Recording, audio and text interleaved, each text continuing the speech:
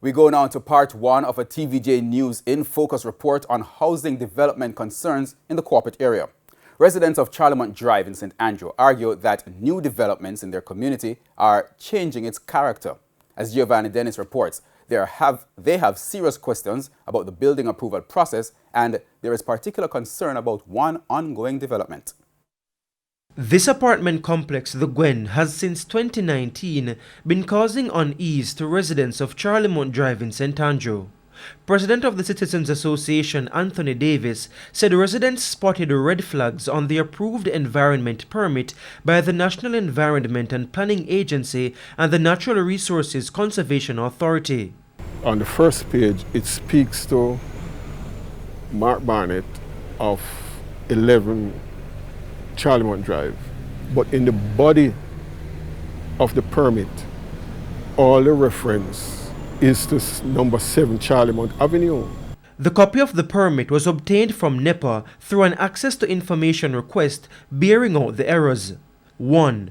The permit application date is July 3, 2019, but the schedule says it was received and stamped by the NRCA on April 7, 2017. 2. The address for the development is 11 Charlemont Drive, but the schedule has it as 7 Charlemont Avenue.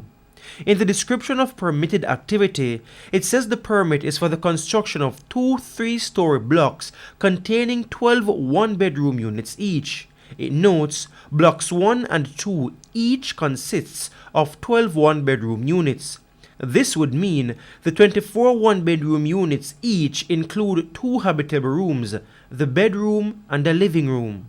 That's 48 habitable rooms for the entire development.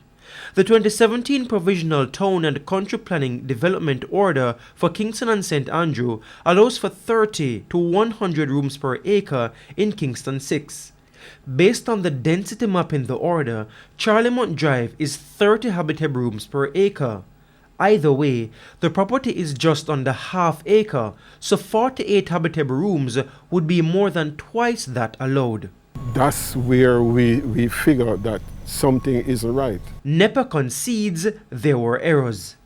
It said 12 one-bedroom units were approved, each with a living room, which would mean 24 habitable rooms. 2 habitable rooms more than the recommended amount, but that it was deemed de minimis, meaning insignificant. NEPA also said 50 habitable rooms per acre is what is allowed in the area, but not according to the density map on the 2017 Provisional Development Order. It's a lengthy document, so with the assistance of Dr. Patricia Green, an architect and a senior lecturer at the University of Technology, we went through the density map on page 591 in the Provisional Order. The key shows in areas like Barbican, colored purple, developments can go as high as 100 habitable rooms per acre. For areas color-coded brown, up to 50 habitable rooms per acre. But areas color-coded in grey are only allowed 30 habitable rooms per acre. Charlemont Drive, highlighted here, is in grey. But if you look very closely, Giovanni, you will see that Charlemont Avenue up to this road, which I think is called Finchley Avenue, is 50 habitable rooms per acre. And above, it's supposed to be 30 habitable rooms per acre. So Charlemont Drive is supposed to have 30 habitable rooms per acre. This means even the 24 habitable rooms approved is at least 9 more than permissible based on the zoning. The KSAMC also confirmed that 24 habitable rooms were approved. The CEO of the KSME said this in a WhatsApp message dated October 12, 2021.